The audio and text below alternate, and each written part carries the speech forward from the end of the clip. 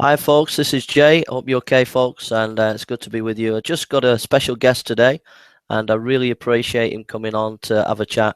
And it's Bernie, and it's good to see you, Bernie, and thanks for coming on. And I look forward to having a chat with you, bro. Hi, Jason. Greetings from Portland, Oregon. Good to see you, bro. I'm from Manchester, mate. And have a good Christmas tomorrow, yeah? Or Okay. is it Christmas there today, or? No, today is the 24th. Yeah. Oh, right.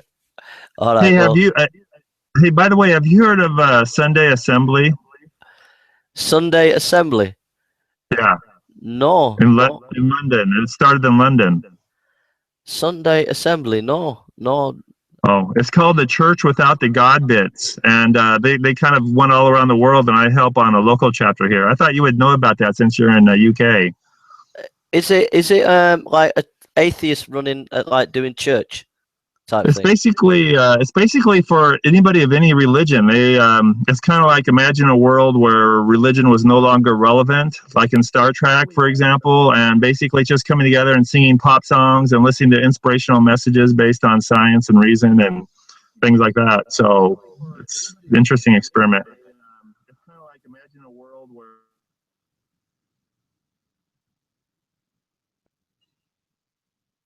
I'm not sure if I lost some connection with you there. For example, and basically just coming together.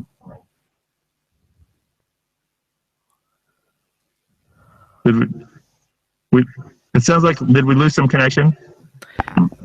Yeah, a little bit. Go on, keep going, Bernie. I can't see you, but if you we're still on the Google Hangout, bro. Okay. Well, I was just mentioning maybe I'll talk a little slower since we're going over the long internet wire over the ocean, I guess.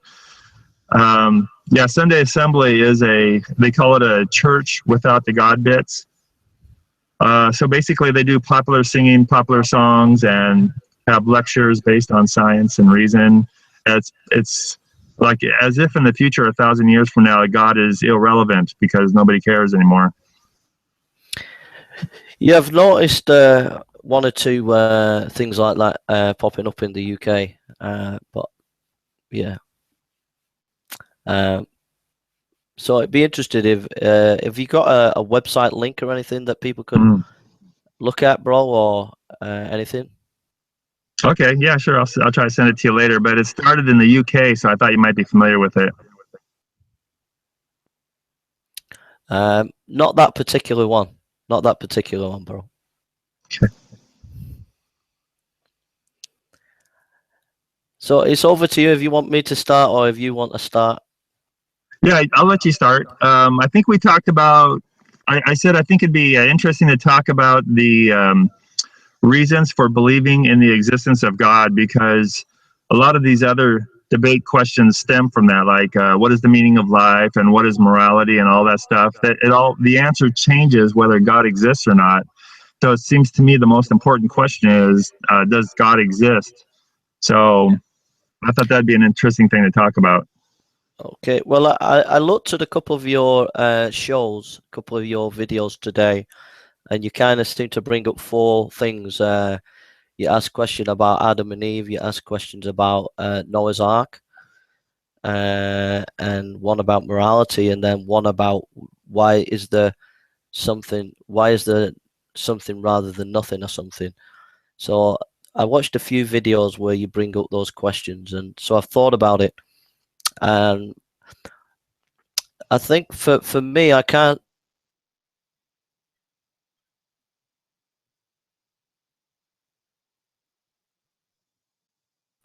Bernie, there's no way I can match you on the scientific stuff today because I haven't been able to do the research, because you normally bring up stuff about DNA and things like that. So I'd need more time to research that. For me, I think that it comes down to rationality, because all these arguments that you use and in defense of your position, and if you look at the history of Western thinking for the last 200 or 300 years, I think it comes down to rationality and an explanation of rationality. So for me, one of the things that I find compelling is the transcendental argument, which Greg Banson uses, or has used, and that is to say that we can't know anything without positing God. So, for example, the laws of logic, the basic laws like the law of non-contradiction.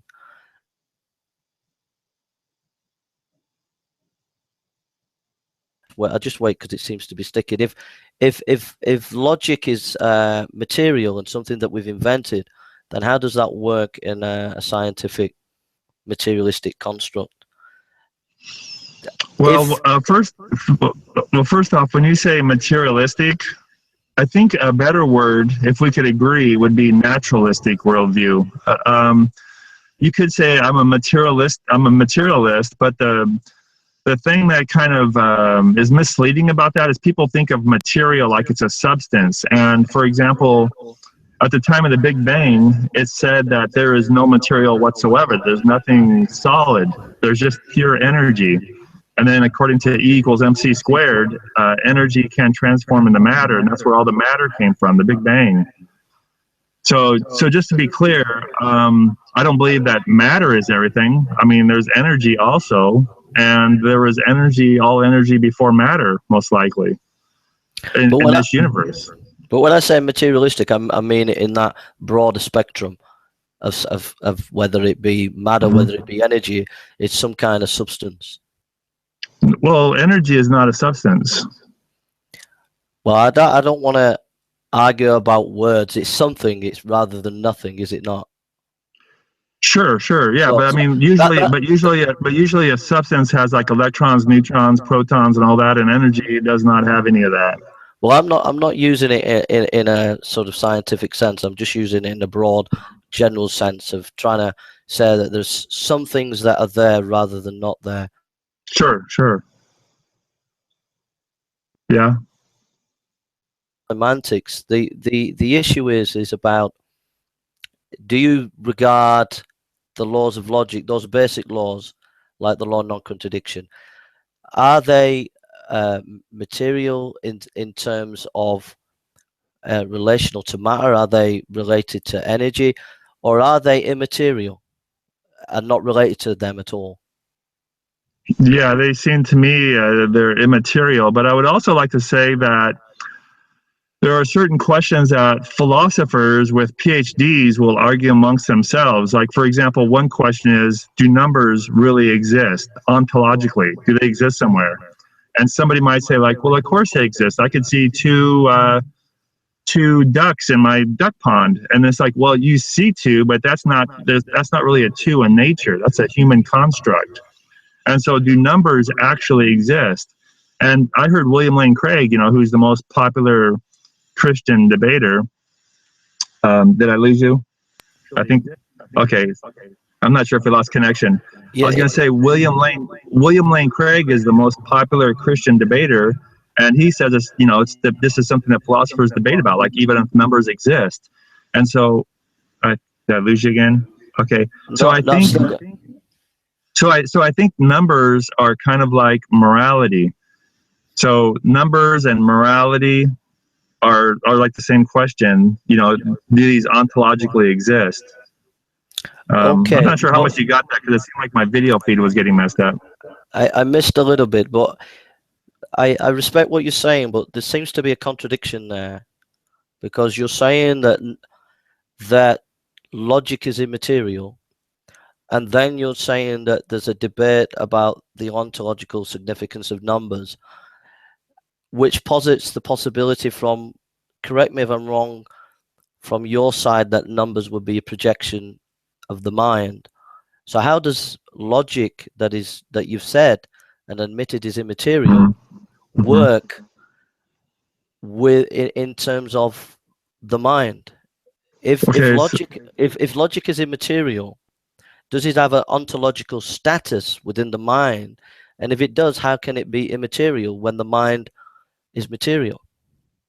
Yeah, so what I was trying to say as a general overview is that numbers, morality, and logic, they're all in the same boat. Even time, does time exist? They're all in the same boat. These are things that philosophers with PhDs will argue about. But that's bro, Bernie, Mhm. I respect you for your, when I'm listening to you on the, I've watched a couple of your videos, and what I find about you is you're very confident and you know your stuff, so I wouldn't even begin to tussle with you on scientific stuff because I know you know your stuff, and I'd need a few weeks to do my research. But if a creationist came on and responded like that, you would do the Bernie smile. You know, that little smile where you know that you've kind of like, that's not cutting you, just to say that philosophers debate or discuss. You've made a statement that you've said that logic is immaterial. Now, is Mhm. the brain material? And if the brain is Well, material, well, how okay. So, how did the two connect? okay. So, okay. So I said what I said about what I'm trying to say is that people much smarter than 10 times smarter than both of us argue about these things in philosophy. Okay. So that's just background. So now I'll go forward with you and talk to you logically based on my understanding. But the big picture is, if you say, how did the laws of logic come to be? I would say the big question is, I don't know. Well, the law of non-contradiction was discovered by Aristotle, and it was debated by it was try Hegel tried to negate it, but if it's something that we've invented, or it's a social construct, then it's not really, everything that you've been doing, you're arguing for against creationists, and everything that we're doing No, no, now. no, wait, I would not say it's a social construct. Okay, I, I, I think we have agreement that it's something that's separate from time, space, matter, and all that stuff. It's something that transcends that. okay. So is it something that is created by the mind itself, even though it's not a social construct? Well, like you said, I agree with you. I think we think similarly that it's discovered. But you've admitted that it's immaterial, but is it a projection? Is basic laws of logic? Is it something a projection of the mind, or is it something that is also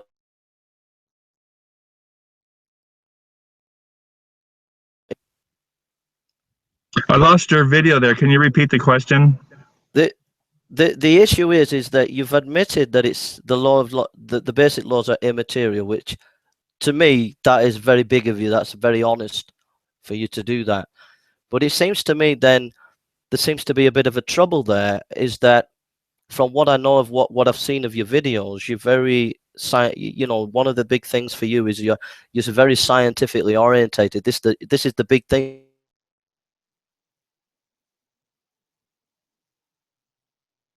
that you would be believing in some kind of materialist understanding of the brain, that the brain is material and Well, therefore. instead of saying material, can you say naturalistic? I think it makes more sense. It's more Okay, clear. okay, if you want me to do that, Okay. I'll do that, Bernie. Yeah, if it Okay. if it if it's from a naturalistic perspective on the brain. So how could you just? I'm not trying to trick you. I'm just trying to. How do you connect the two? How are the two connected? How's logic that is immaterial, basic laws? Because there's logic that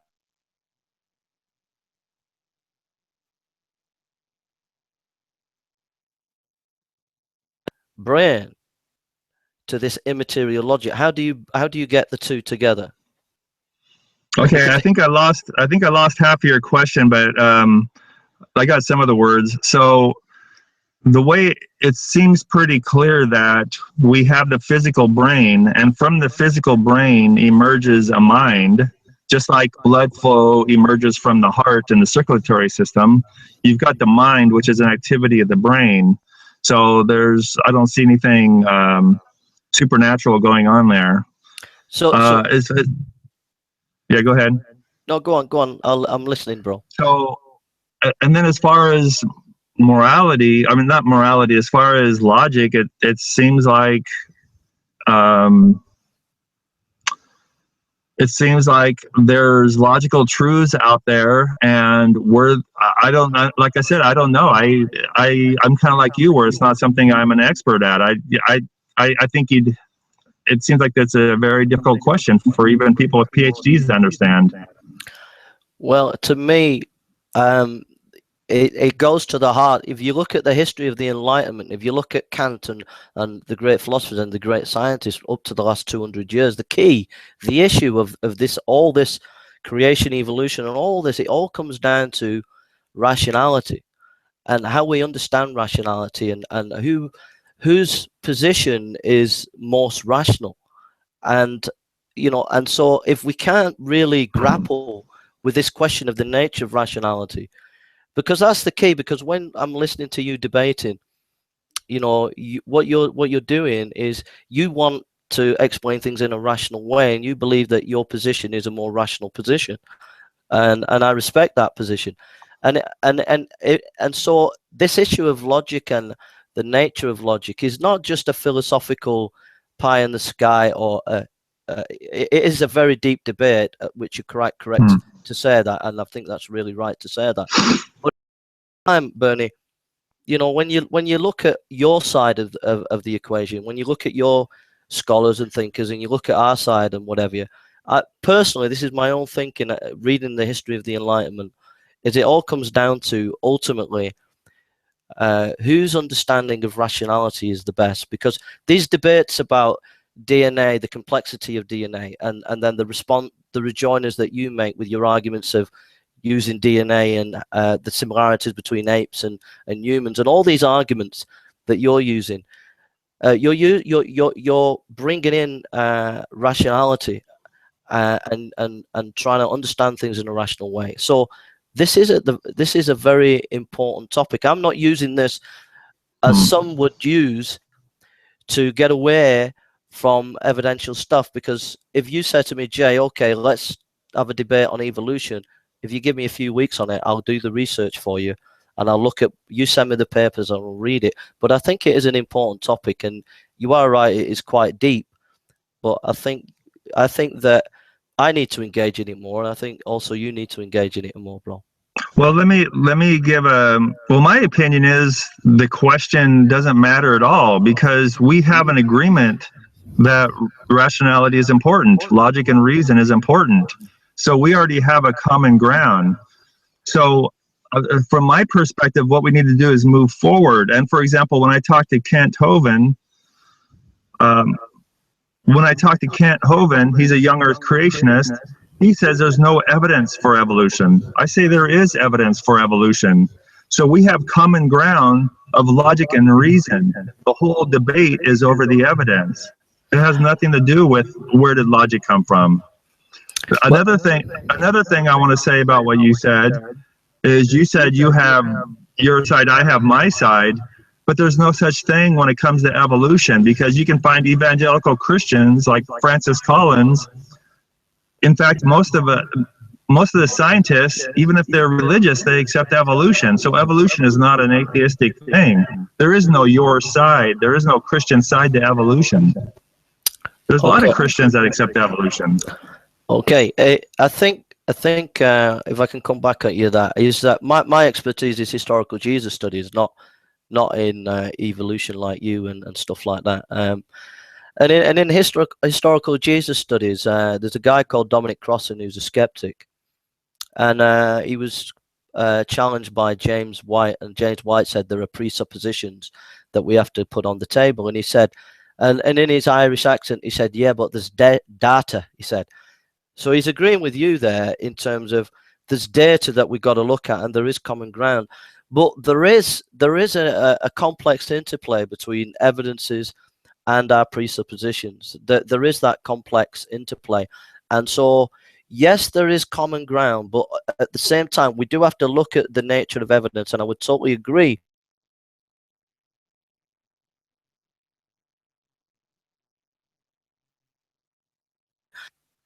We also have to be aware that we come to the evidences with different colored glasses, that you come to the evidence with your atheist glasses. I come to my evidence with Christian glasses. The Hindu comes to it with their glasses. So there is evidences, and we can share common ground, but we are, but Okay. but we have to be careful that we do come into it with biases. And like, for example, you've been on record on one of your videos of saying that you are, I think, is it a philosophical naturalist or something Right. like that? Yeah. So you're on record saying that. Now that is an important philosophical construct to the way you're going to view evidences. Okay, but here's something that totally undermines everything you've just said. I was a born again, I was raised a Catholic. And then in college, I became a born again evangelical Christian. For over 25 years, I was a born again evangelical Christian, growing in the faith, even went to seminary and got a seminary degree. So my, for me, it's not about, I'm waiting for the video to catch up here. For me, it's not about um, presuppositions, because I had that belief. I would have remained a Christian if I could still have enough to believe in. I didn't think there was still a thread of enough to grasp onto to believe in. But we can also catch presuppositions like we can catch the measles. You know, you can have one presupposition and then it can be undermined by another presupposition. So we, you know, things can come in.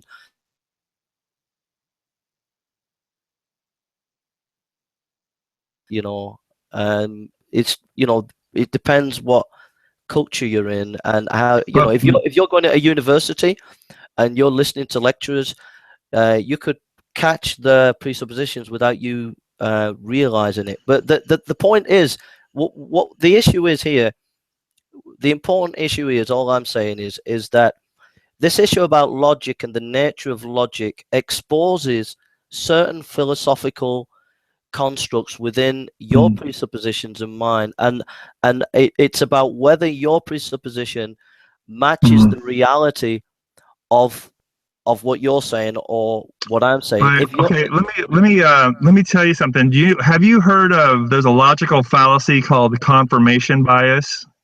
Do you know what that is? I have, but you'll have to refresh me. I've just did a lot of So logical fallacies today. yeah, so confirmation bias, it doesn't seem like a logical fallacy, because usually logical fallacies have to do with bad logic, but I've seen it listed as a logical fallacy. So basically, confirmation bias means you believe something, and then when you look at the evidence, you try to interpret it in light of what you believe. Yeah, And what you should do is try to look at evidence more impartially based on what makes the most facts. And when I was a Christian, my presupposition was I wanted to believe. I did not want to leave the faith. When I became an atheist, it was bad news for me.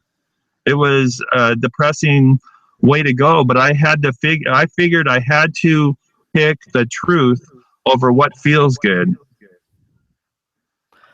So I did not want to leave the faith. My presupposition was for Christianity, but I was open-minded and I wanted to follow the truth, and so I had to go against my presupposition at that point. And basically, and I don't even like the word presupposition, because it sounds like the same thing as confirmation bias. This is a bad thing. Presuppositions are a bad thing in science and logic. well, I would disagree. I think you can't discuss the nature of evidence without discussing the nature of presuppositions. For example, if you look at the history of historical Jesus studies, Renan came to the life of Christ with his trying to be objective and scientific in his understanding of Christ. Strauss tried to do the same. Bultmann's tried to do the same, but Bultmann created a Jesus in his existential philosophy. Strauss created a Jesus in his German philosophy, and Renan created a Jesus out of his French philosophy. And so, And then you wait a had minute, Mohammed, and then you also had no, Mohammed and Joseph Smith later no, making more Jesuses too. no, Bernie. But the point is that they did what you're saying. They tried to look at it scientifically and objectively, but in the end, they created a Jesus out of their own image. So what I'm saying is, I totally agree with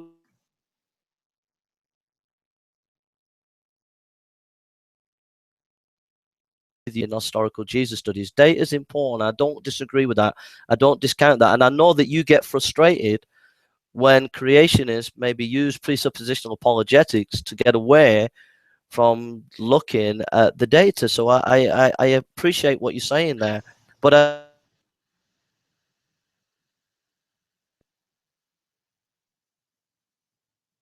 I think at a higher philosophical level, if you read books like Kant's Critique of Pure Reason, where he's grappling with evidences and presuppositions, you'll find that you cannot get away from this issue of presuppositions. It's not a case of just confirmation bias.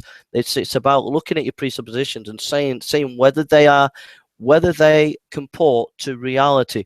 And your presupposition that that logic is immaterial does not comport with your naturalistic position, because you know that you believe that the brain is a material object. And how does that work within your position? And it's no good just saying it's all about confirmation bias, let's move on to data. But we can go on to another topic if you want. I think we've exhausted this one. Well, it seems to me like you're mixing some things up too. When you talk about trying to prove logic, that's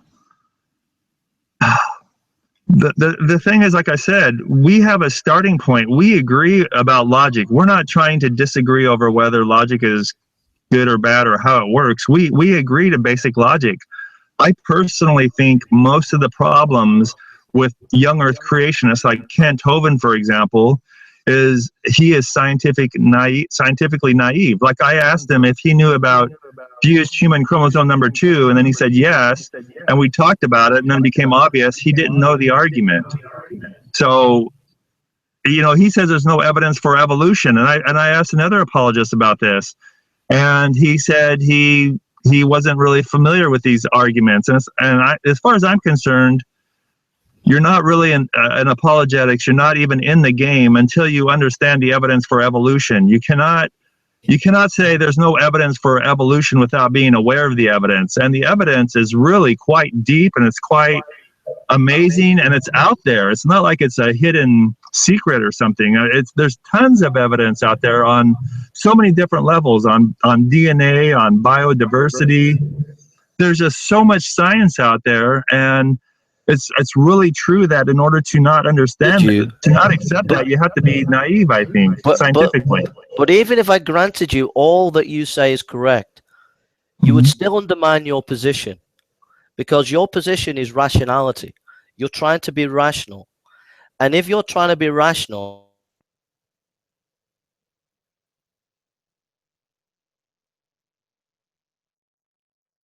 you're doing science and presenting arguments and evidence and saying that there's a solid position here, but so I grant you your argument, and even if I grant you that argument, you still don't get there to where you want to go. And that is that you're using rationality, and that rationality cannot be explained in your worldview.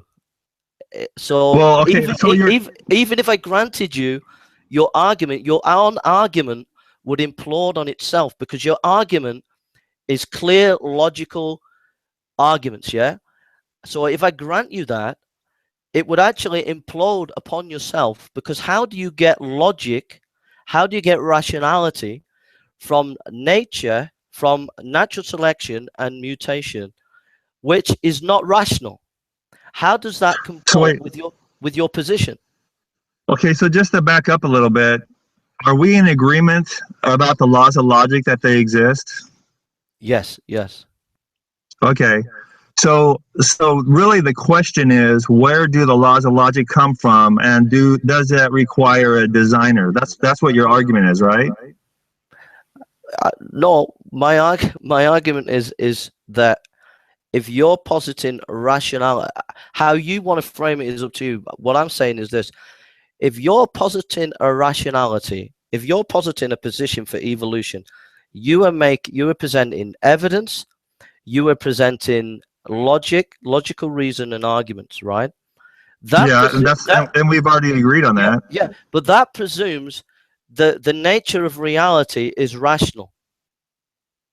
And if that's but we've already agreed on that point. Yeah, wait a minute. But if that is the case, Yeah, but what we've not agreed on is you've not given a rational position for why that nature of reality is rational, and that's the issue.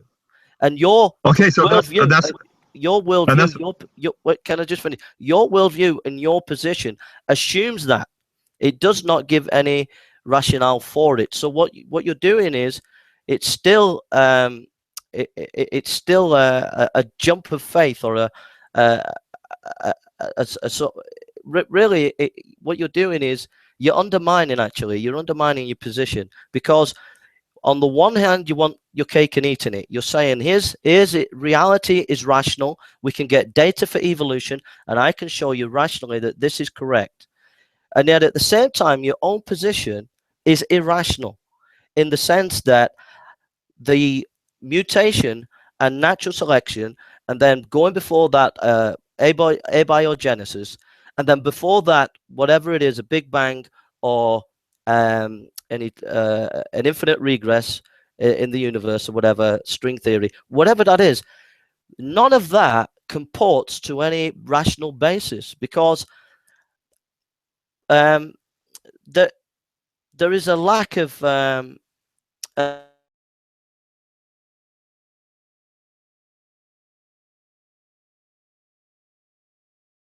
whereas in the Christian position, God is rational by nature.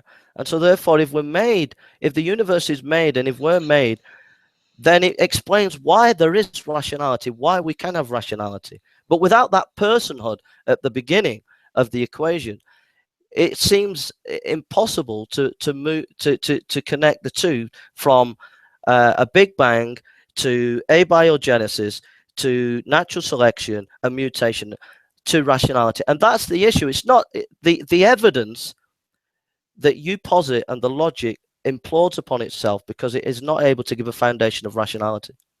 so basically, like I said, the whole point of your question is asking the question, what is the foundational basis of logic and reason? That's what you're trying to say, right? Okay. That's your whole question. And you're trying to say, I have no basis. And you're trying to say that you do have a basis because of your belief in God, right? On presuppositions, yeah. Okay, so that's a whole different discussion versus, I mean, that has nothing to do with evolution, because when we talk about evolution, we go forward and we say, okay, we agree to laws of logic and all that. Now let's look at the evidence. No, it does, because if you read Alvin Plantinga, I think he's written a paper on this. He written a good paper where he says, if evolution is correct, it would actually implode upon itself. It would actually negate rationality. So I mean, No, yeah, I know what he says, and he's totally goofy about this. He's basically saying that he's saying by definition, evolution is for basically survival of the fittest. It's about filling an ecological niche. It is not about determining truth. And so there's no reason to believe in evolution that humans would evolve to determine truth, which I think is a really silly argument, because evolution is really an arms battle, and the development of the mind is part of that. And in this struggle for survival, we have to develop our mind, and that involves developing truth, because science, for example, gives us the best weapons, like nuclear technology, and nuclear technology is hardcore science. So to me, it's very obvious that evolution does, I mean, our brain power and truth seeking does help evolution. But you're it's just kind of a silly argument from him. It's not a silly argument. You're actually negating what you're saying. If you say Dr. Meyer, I think it was Meyer, who died a couple of years ago, he's a world authority on evolution. He said that evolution is a historical science, in the sense that we have to go back and look at history. If you look at Francis Ayala, who's a philosopher and a biologist, and he talked about in the 1950s where the PhD students in biology were told not to use the word such as words like design or purpose in talking about biological structures, because they didn't want to give a sense about history had meaning or history had purpose, because after 1950s they were sick and tired of these historical meta narratives. And evolution itself is a historical meta narrative. I agree with that. Yeah. I agree that evolution is a good alternative origin story. So it's a view of history, an understanding of history, and in that understanding of history, what you don't seem to realize is you're imploding on yourself every time you use an argument against me for the existence of evolution. You're using rationality. You're implying that there is meaning to rationality. You're implying lots of these things that you're smuggling in, which you don't get from that position, because how can you get meaning? How can you get rationality from natural selection and mutation? Is natural selection an intelligence? Is it a meaning? Is it a purpose? Or is it just a blind force? And what you're doing is you're bringing in words, comporting words with meaning, purpose, rationality to a blind force. And that is your problem. And you're trying to have your cake and eat it philosophically, scientifically, and logically. That's my position. Well, there is intelligence in a lot of the higher order evolution. For example, mammals, they go, there's migration, that takes intelligence. There's mating rituals, that takes intelligence. You know how animals select their mates. So it's not just all blind mutation only. There is a mental part to natural selection in the higher animals, at least. Probably not with the lower things like bacteria and viruses, obviously. But you can't have your cake and eat it.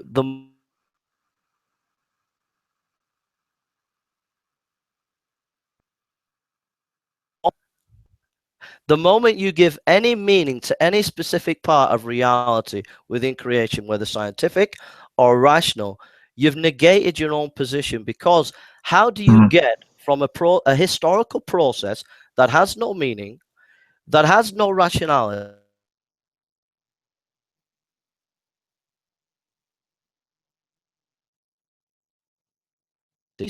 So every argument that you're going to use against me, what you're doing is you're smuggling in a historical process that doesn't give you that foundation. Well, I would just say we both agree that logic is good and true. And the reason why, from my naturalistic viewpoint, is because it works. That's the reason why we use logic.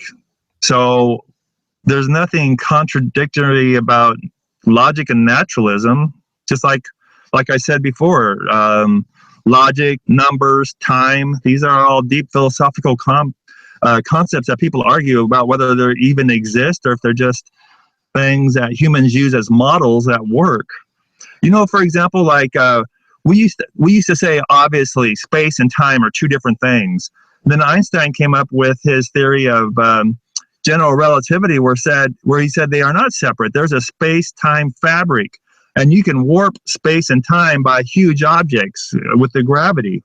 So space and time actually warps.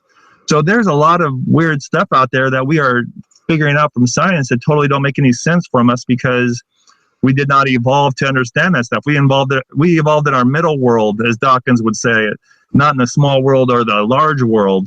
So that's why we don't understand things like quantum mechanics. They don't make sense to us because we don't operate on the quantum level. But science is a lot of weird things like that, and we accept it because of evidence and logic. We accept it because it works. We can make predictions. We can make new scientific instruments. We can use all this stuff. And that's why we believe in logic, because it actually works. Well, I know that. I understand where you're coming from. And, the issue of pragmatism, because it works, it's valuable. I understand that. But, even in pragmatism, there is 3-4 different views of pragmatism. There's the Dewey pragmatism, and Rory pragmatism and stuff like that.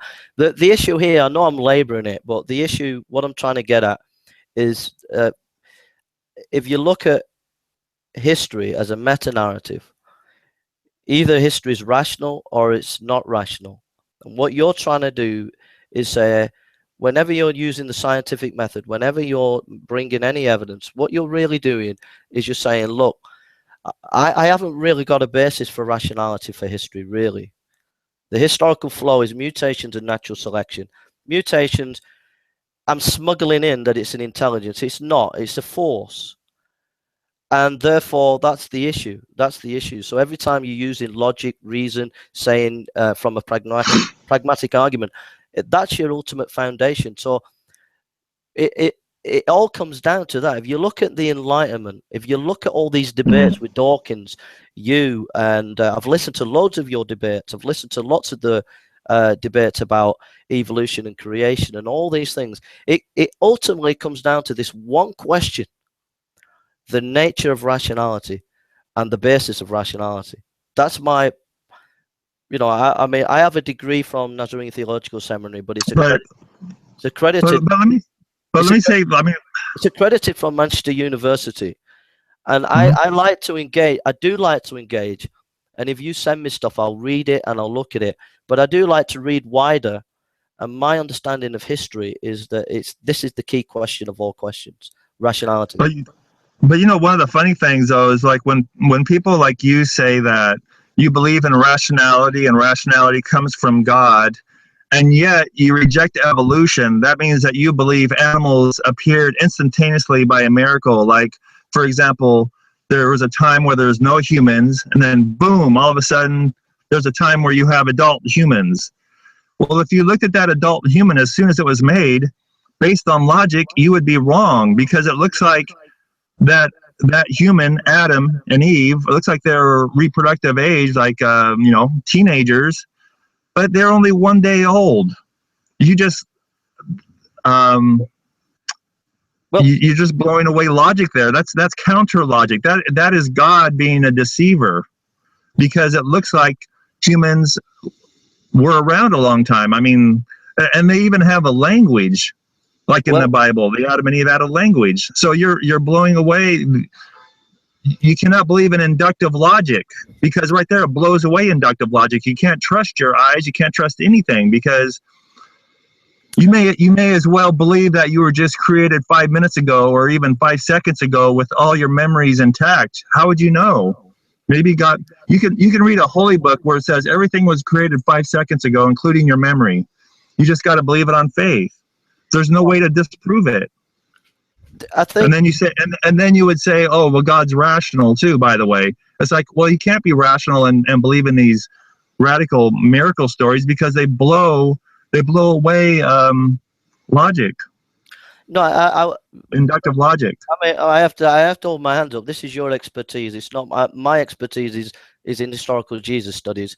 Your expertise is you debate specifically on these topics. So I don't want to crush swords on the specifics, because you'll know a lot more than me, and I'd need a few weeks to do the research. But what I would know from an academic point of view is that, if you've got data and evidences and scholarship, and you want me to look at it, I will look at it and I'll engage with it.